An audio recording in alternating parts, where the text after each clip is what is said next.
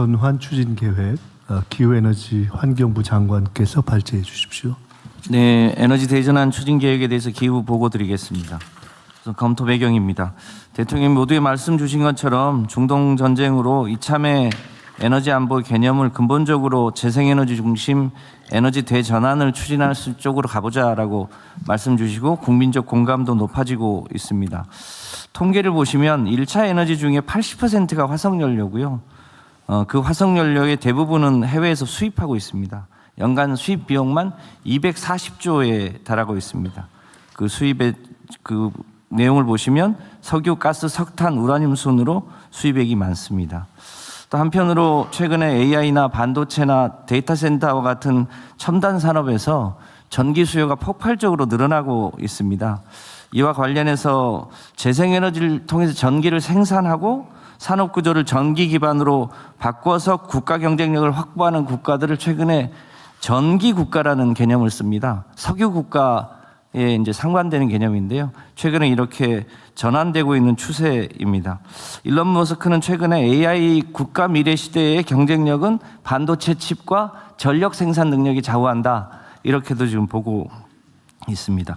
그래서 우리나라도 전력 공급 체계를 재생에너지 중심으로 전환하고 산업 구조와 수송, 건물의 모든 것들을 재생에너지 기반의 전기화로 바꾸는 에너지 대전환을 추진할 필요가 있습니다. 그 관련해서 3대 목표와 10대 과제를 세웠습니다. 세부 내용에 대해서 보고 드리겠습니다. 저기 미안한데 잊어버리기 전에 하나만 더 물어볼게요. 이 재생에너지는 어쨌든 생산 시간에 따라서 예를 들면 밤에는 태양광은 아예 안 되고 그렇습니다. 그래서 낮밤에 또는 주중 주말 이 가격 차가 크잖아요. 네. 생산 원가가. 근데 지금 우리는 공급가가 똑같잖아요. 그렇습니다. 현재는. 네. 근데 이거를 낮에 충전, 예를 들면 전기가 좀 재생에너지가 남는 시간에 또는 남는 지역에서 남는 지역이 있잖아요. 그죠? 네. 근데 그럴 때는 좀 더 싸게 해주고 좀 부족한 시간 이럴 때는 좀 비싸게 하고 이거는 언제쯤 시행합니까? 그것을 이제 올해 제주도에서부터 시범 실시를 해보려고 합니다. 현재는 발전단에는 가격 입찰을 두고 있는데요. 지금 대통령 말씀하신 건 이제 수요단에서 이제 낮 시간에는 전기요금을 싸게 해서 그때 뭐 전기차 충전, 낮에 충전하게 해야죠. 예, ESS 충전하거나 히트펌프를 충전하게 해주고 그걸 다시 밤에 내뿜을 수 있도록 하면 재생에너지만으로도 소위 아침부터 밤까지를 전기를 쓸 수 있는 시스템으로 바꾸는데요. 그 굉장히 이 전력 시스템으로 보면 어려움이 많이 동반되고 그걸 사실은 사람이 안 하고 AI가 하게 해줘야 됩니다. 그런데 그거를 전체적으로 다 시행하기는 어려워서 올해 제주도에서 그걸 시범으로 실시해서 그 성과를 이제 지금 유럽이나 이런 데는 이미 하고 있는 거 아니에요? 그러고 있습니다. 미국도 하고 있고요. 근데 우리는 그 에너지 섬나라여서 전면적으로 시행하기에는 아직 준비가 좀 부족한 측면이 있어서 제주도부터 해보려고 합니다. 에너지 섬나라니까 더 빨리 더 세게 해야 되는 거 아니에요? 그렇습니다. 네, 알겠습니다.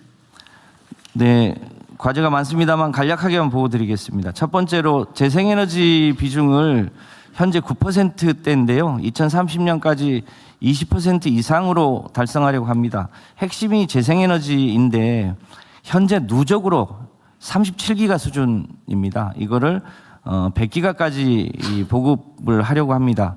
30년까지 100기가였는데 최대한 노력해서 그 달성 목표를 단축해 보려고 합니다. 핵심이 태양광인데 56기가를 늘려야 됩니다. 햇빛 소득망을 공장 지붕형, 영농형, 수상형, 접경지역 그리고 공공기관 아리백 등을 통해서 하면 태양광이 모자라서라기보다는 전력망만 충분히 붙여주면 56기가를 추가로 달성하는 건 가능할 것으로 보고 있습니다. 말씀 주신 대로 공장 지붕형도 그동안은 의무화가 되어 있지는 않았는데요. 해외에서 그런 사례들도 꽤 있고 해서 국토부 산업부랑 협의해서 산업단지 지붕도 대폭 늘려나가겠습니다. 풍력은 대략 7기가 정도를 목표로 하고 있습니다. 해풍법이 시행이 됐는데 그동안은 대략 10년 이상 걸렸습니다. 이거를 6년 정도로 단축하더라도 우리 정부가 최대한 노력하면 그 혜택은 다음 정부가 보게 될 것으로 보여집니다. 35년까지 대략 한 37기가 정도를 보급하는 것을 목표로 하고 있습니다. 최근에 풍력 발전 사고가 좀 났었습니다. 국민들이 걱정을 많이 하시는데요. 이 발전기 안전 점검 체계도 전면적으로 쇄신해서 폭력에 대한 국민들의 불안함을 없앨 수 있도록 하겠습니다. 바이오 발전도 중요한데요. 소위 이제 돼지똥은 바이오 가스 발전화 해야 하고요. 소똥, 우분은 바이오 매스화 해서 이게 가만 냅두면 냄새도 많이 나고 또 비가 오면 수질 오염의 주범이 됩니다. 그래서 수질 오염도 잡고 민원도 해소하면서 에너지화하는 시스템을 본격적으로 시행하겠습니다. 그렇게 해서 재생에너지를 주력 전환화하고요. 원전하고 섞어서 일종의 탈탄소 에너지 믹스를 본격적으로 추진하는데 2030년이면 소위 그 무탄소 발전 비중이 전체의 50%를 넘을 것으로 보입니다. 두 번째로 현재 60개의 석탄 발전소가 있는데 이거를 우리 국민들에게 2040년까지 폐지하겠다고 약속을 했습니다. 이와 관련한 로드맵을 잘 준비할 수 있도록 하겠습니다. 이 석탄 발전소가 주로 몰려있는 지역이 태안, 당진, 하동, 보령과 같은 것인데요. 이 지역은 폐지 지역에 대한 특별법도 만들고 대체 산업도 집중 육성하고요. 또 거기에 있는 노동자들의 정의로운 전환도 체계적으로 추진할 수 있도록 하겠습니다. 참고로 2030년까지는 19개가 폐지될 예정이고요. 2040년까지 20개가 폐지되는데 여전히 21개가 설계 수명이 좀 이 남아있는 석탄 발전소도 이 안보 전원으로 활용한다든지 해서 전환 비용을 최소화할 수 있도록 그렇게 하겠습니다. 석탄 발전 위주의 발전 공기업이 5사가 있는데요. 올해 중에 통폐합 계획을 세우고 이 발전 공기업도 재생에너지 중심의 공기업으로 전환할 수 있도록 하겠습니다. 가스인데요. 현재 최종 소비의 48%가 열로 소비됩니다만 지난 정부까지 이 열을 체계적으로 관리를 해오지를 못했습니다. 이 열 관리를 체계적으로 하는 게 굉장히 중요한데요.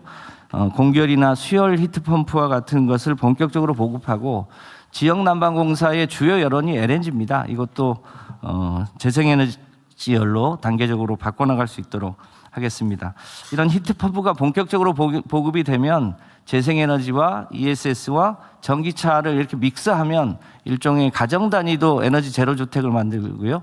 산업 단지도 에너지 제로 아리백 산단을 만드는 핵심 수단이 될 수 있을 것으로 봅니다. 두 번째로 제조 녹색 제조 글로벌 3강 도약을 목표로 세웠습니다. 우리가 AI 분야 글로벌 3강은 상당하게 대중화되어 있는데요. 이 녹색 산업 분야도 미국과 중국과 함께 대한민국이 3대 강국으로 발돋움할 수 있을 것으로 보여집니다. 그거를 위해서 녹색 산업을 집중 육성해야 되는데요. 태양광이나 풍력, 배터리, 전력 인프라, 수소와 같은 녹색 산업에 저희가 제조업 기반이 충분히 있기 때문에 그 아래 표에 보시는 것처럼 그런 산업을 집중적으로 육성할 수 있을 것으로 보여집니다. 한전 기술 지주회사 설립과 같은 방법 등을 통해서요. 에너지 벤처 창업도 활성화하고 유니콘 기업을 키울 수 있는 지역의 에너지 특별시를 조성하는 일도 차질 없이 추진하도록 하겠습니다.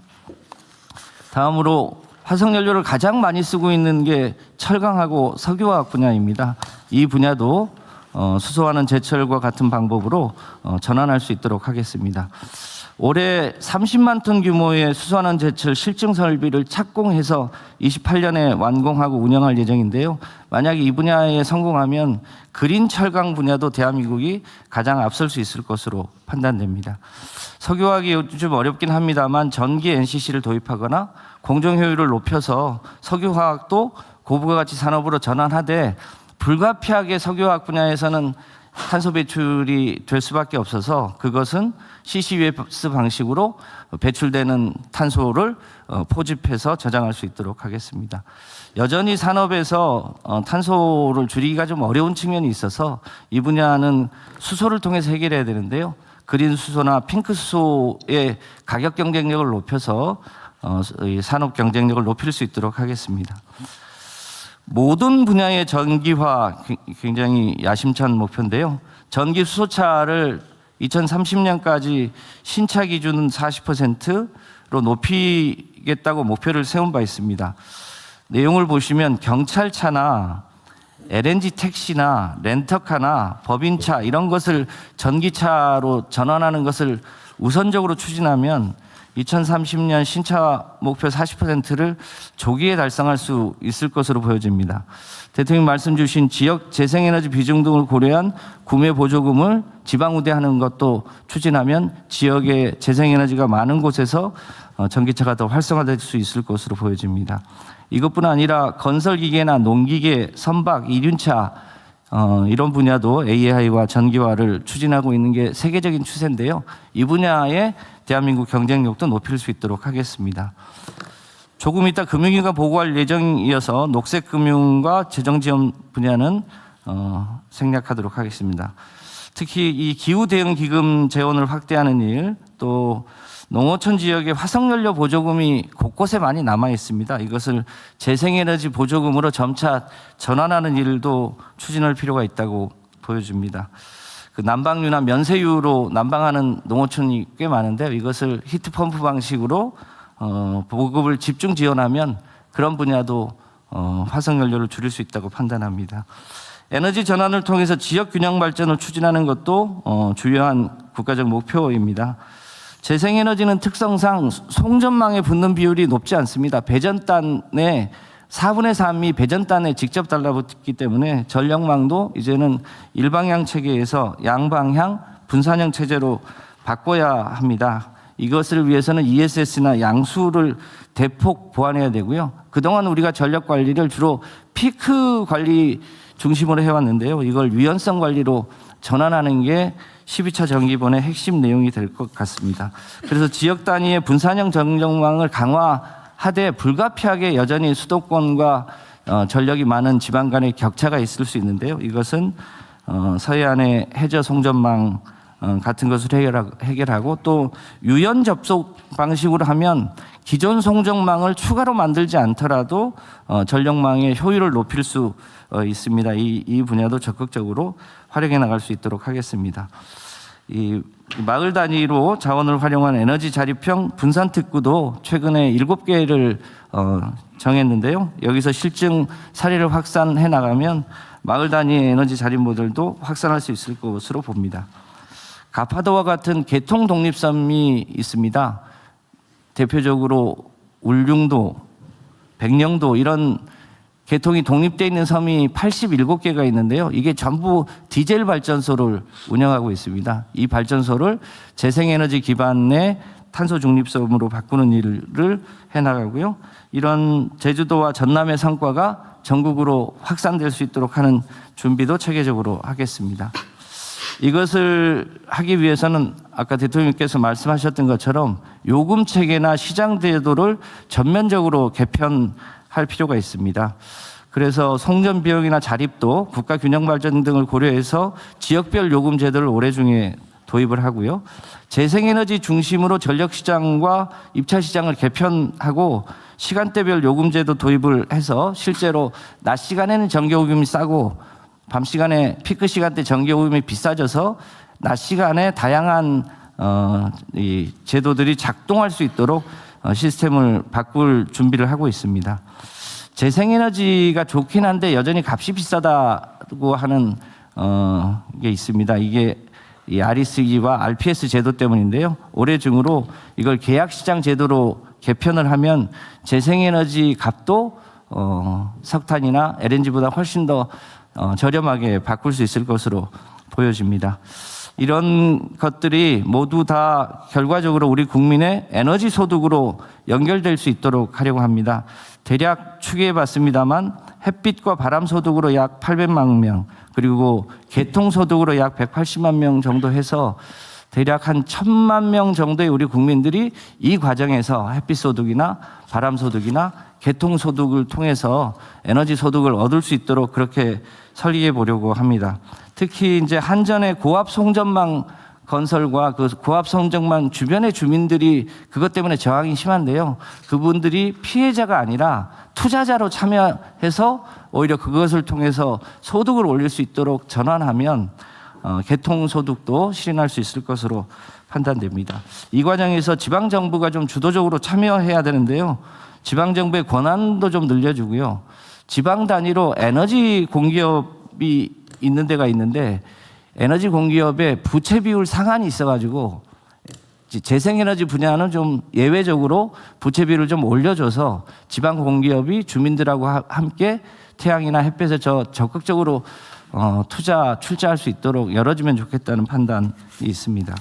이런 이 10대 과제들 수행해 나가면 2030년까지 재생에너지 비중을 현재 9%에서 20% 이상까지 올릴 수 있다고 보고요. 1차 에너지 중에 화석연료 비중을 대폭 축소해 나가고요.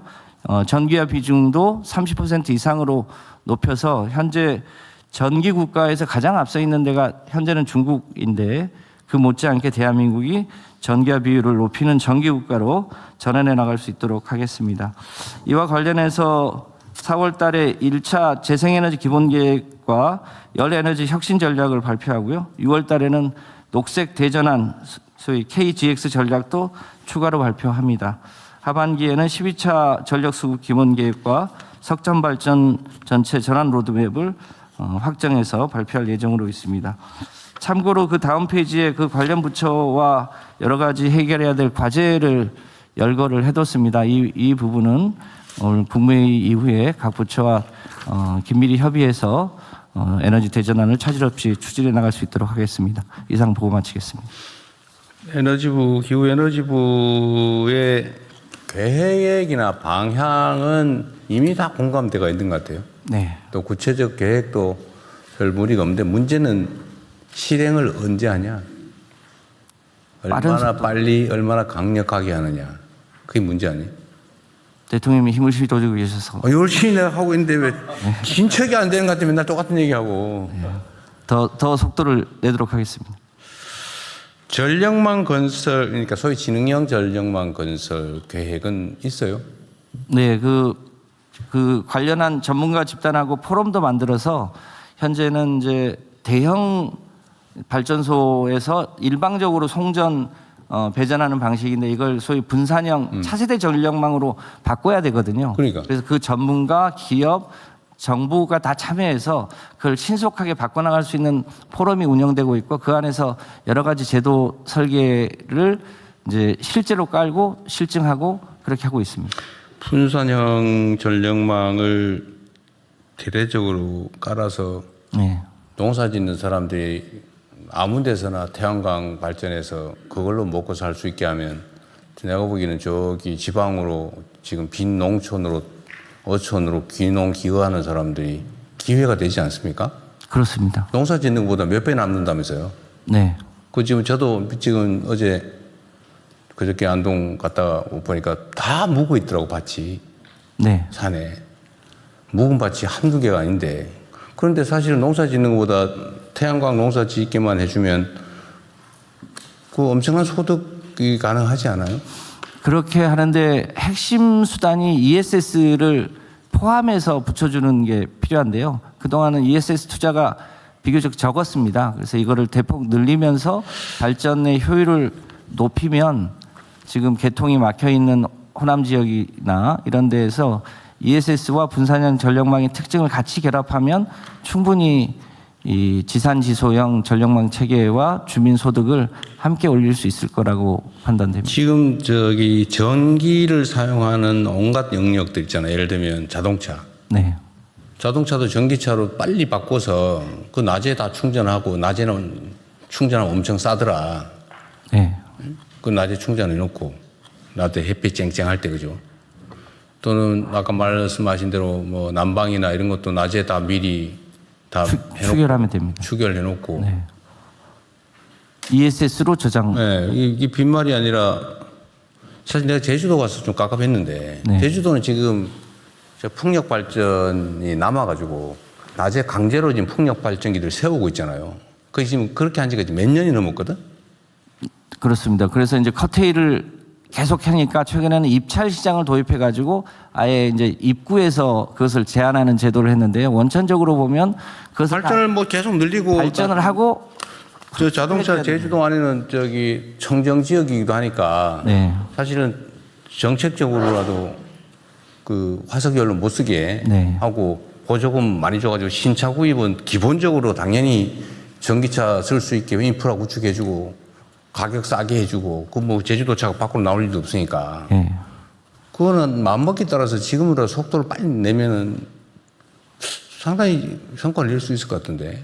임기 중에도 상당한 변화를 가질 수 있을 거라고 판단합니다. 한 100%는 아니더라도 제주도 우리 타운홀 미팅 때 네. 황교모 장관님 35년까지 신차 구매를 뭐 100% 한다고 무슨 10년씩이나 걸리냐 그게. 땡기겠습니다. 진짜로. 저 기획예산처 장관한테 좀 도와주면. 기획선체 장관이 돈 문제예요. 돈 문제도 돈 문제인데 네. 정책의 의지에 관한 문제이기도 하죠. 그렇습니다. 그리고 시스템의 문제이기도 하죠. 그거를 너무 큰 문제라서 그렇게 쉽게 얘기하기는 어려운 측면은 있는데 어쨌든 모범적 사례도 만들어내야 되고 지금부터라도 과감하게 투자해야 되잖아요. 특히 분산형 전력망도 그렇지만 어쨌든 거기에 지능형으로 만들어서 사실 통제를 관리를 잘해야 되는 거 아닌가요? 그 AI와 소위 VPP 예. 가상발전소 가상발전소. 개념으로 하면 충분히 가능합니다. 그 투자도 지금 그것도 사실 충분히 준비되어 있는 건 아니잖아요. 그렇습니다. 그리고 뭔가 새로운 사업을 시작하려고 그러면 무슨 심사 규제 기간 너무 오래 걸려요. 사업하다 망하면 그 투자자들이나 기업들이 망하는 거지 나라 망하는 건 아니잖아요. 네. 너무 막 열심히 보고 과보고하는 거 아닌가요? 그래서 분산형 특구 제도를 만들어서 전국적으로 실험하기 어려운 것은 그 분산 특구 내에서 해당 기업이 실험하거나 실증하거나 이렇게 할 수 있도록 제도를 바꿔놨거든요. 그래서 이제 그게 본격화되면 그 안에서 제주도나 뭐 그러니까 그 위험을 감수할 의지가 역량이 다 있는데도 정부가 너무 과보해가지고 절차 거치고 혹시라도 위험하지 않을까 안전하게 하자고 그냥 1년씩 3년씩 심사하고 너무 심하다는 생각이 들어서 그런 거예요. 사실 중국이 신속하게 성공한 이유가 또 있기도 하죠. 그렇습니다.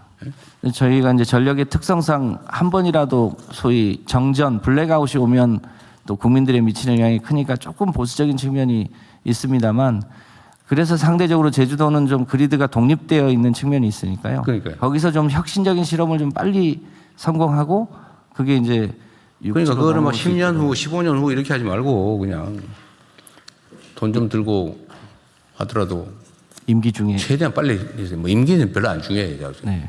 최대한 빨리 속도를 내서 저는 정말 낮에 풍력 발전기 세우고 저 비싼 전기 비싼 화석연료 휘발유 쓰고 그런 건 이해가 안 돼요. 제주도 그 좁은 동네에 기껏해야 차 한 바퀴 풀로 돌아봐야 1시간 반 이상 안 걸리잖아요. 충전기도 몇 개만 있으면 되잖아요. 전체 전력이 1기가가 채 안 됩니다. 그러니까 그런데도 풍력 발전기 세우고 화석연료 사다가 막 오염 걱정해가면서 왜 그러냐는 거예요. 그 좁은 동네에. 올해부터 눈에 띄는 변화가 많아질 수 과감하게 해요. 하겠습니다. 네? 그래서 그 모범을 보여줘야 지금 이제 2번 타자가 지금 전남 지역 아닙니까? 네. 쉽게 말하면 그 서남 해안. 거기 재생에너지 얼마나 많아요. 네. 거기는 예를 들면 주민소득 확대 방안도 나름 좀 선도적인 모형이 있어가지고 추가로 하면 지역 발전이나 뭐 예를 들면 인구 소멸 문제나 이런 것도 해결할 수 있는 정말로 국가적인 큰 성과를 낼 수 있는 곳이잖아요. 그렇습니다. 저기 영남 지방도 사실은 비슷하죠. 그쪽에 남해안 지역도 사실은 재생에너지 사실 보고인데 그런데 특히 전남 서남 해안은 발전을 2030년 6월까지 묶어놨다는 거 아닙니까? 추가 허가를. 네, 그건 이제 다 풀어서 풀었어요? 할 수 있도록 하겠습니다. 그리고 그 허가 심사 건설 너무 오래 걸려요. 뭐 하는데 몇 년씩 걸리는 건 이해가 안 됩니다. 그래서 이거 끝나면 이거 하고 이거 하지 말고 어차피 가야 될 길이니까 네. 동시 진행해요. 동시. 다른 부처들도 마찬가지로. 이 절차 끝난 다음에 이거 하는 게 아니고 어차피 해야 될 거고 결론 뻔한 거는 그냥 이 절차 끝난 걸 전제로 그냥 동시에 진행하라고. 네. 그래야 속도를 좀 내죠. 어쨌든 좀 정말 심각한 상황이라고 생각하고 그냥 뭐 좀 빨리 해가지고 뭐 임기 안에 그 임기 안에 신경 쓸 거 없어요. 뭐 그런 거 신경 씁니까? 그리고 그 히트펌프 내가 하나 물어보고 싶은데 궁금해서 그런데요. 외부에 있는 열을 모아서 압축해가지고 실내에다가 난방하는 건 내가 쉽게 이해가 되는데 바깥보다 더 차게 만드는 것도 히트펌프가 할 수 있는 거예요? 그러니까 그게 에어컨이 공기열 히트펌프라고. 안에 걸 뽑아서 밖으로 내보내는 거예요? 네. 그러니까 지금 에어컨이 냉난방 에어컨이 있지 않습니까? 네. 그게 공기열 히트펌프라고 보시면 되고요. 근데 대한민국은 다만 이제 소위 바닥 난방도 해야 되기 때문에 냉난방 에어컨에 추결조를 하나 추가로 붙인다. 이렇게 보시면 그게 공기열 히트펌프입니다. 지열, 그러니까 공기 중의 것을 또 수열은 이제 그것도 뭐 예, 또 이용하는 건 물속에 이해가 있는- 되는데 예. 지금 예를 들면 농촌 지역에서 예를 들면 스마트팜 같은 거 할 때 그렇습니다. 따뜻하게 하는 거는 조금 쉽게 이해가 되는데 예를 들면 이 더운 여름날 내부를 좀 기온을 떨어뜨려야 될 때가 있잖아요. 그럴 때는 에어컨 원리로 하면 지금 기존의 방식은 돈이 너무 많이 드는 거 아니에요? 그렇습니다. 그 최근에 코엑스가 수열 히트펌프를 대규모로 달았습니다. 그 정부가 70억을 지원하고 코엑스에서 70억을 자체로 투자해서 5대5로 했는데요. 1년에 11억을 절감할 수 있어서 코엑스 입장에서는 7년이면 본전을 뽑는 수열 히트펌프를 그 뭐 달았습니다. 물이 예를 들면 저수지라든지 뭐 이런 게 있으니까 가능한 거 아니에요? 광역 상수도관이 그 상수도관을 이용해서 봉은사 옆으로 지나가는데요. 거기서 따가지고 했고요. 최근에 현대 사옥 본사도 수열 히트펌프를 하겠다고 하고요. 그 잠실 종합 경기장도 수열을 네. 도입하겠다고 해서 수열 에너지를 활용하는 데가 많이 늘어나고 있습니다. 광역 상수도관이나 지방 상수도관이 지나가는 자리면 모두 효과가 있습니다. 그러니까 그 대규모로 하는 걸 테고 예를 들면 시골에 조그마한 비닐하우스 뭐 이런 데는 그런 공기열이 훨씬 낫습니다. 지열 활용 방안은 없고요. 지열도 좋긴 한데요. 지열은 이제 상대적으로 고장 나는 확률이 조금은 있고요. 하여튼 뭐 기술 개발 문제는 많이 쓰다 보면 기술 혁신은 또 되겠죠. 수열, 지열, 공기열 다 활용해서 자연 에너지를 적극 활용하는 게 하여튼 에너지 시스템 전환은 그 국가 운명이 달렸다 이렇게 생각해야 돼요. 그리고 다른 나라 다 한 다음에 하면은 그때는 이미 뒤처져 가지고 심각한 문제가 되니까 어쨌든 반발짝이라도 3분의 1 한 발짝이라도 또 빨리 나가야 됩니다. 그렇습니다. 그래서 이 분야도 저희가 세계 3강을 목표로 적극적으로 해야 될 거라고 판단합니다. 그 기후 에너지 장관이 잠잘 생각하지 말고 하라고요. 네, 그렇게 하겠습니다. 네. 장관님 한 말씀. 네. 그 오늘 보고하기 전에 지난주 말에 제가 사실 비슷한 말씀 드려서 이거 좀 확 빨리 갈 수 있는 방법 없냐고 말씀 여쭈니까 오늘 보고할 거라고 말씀.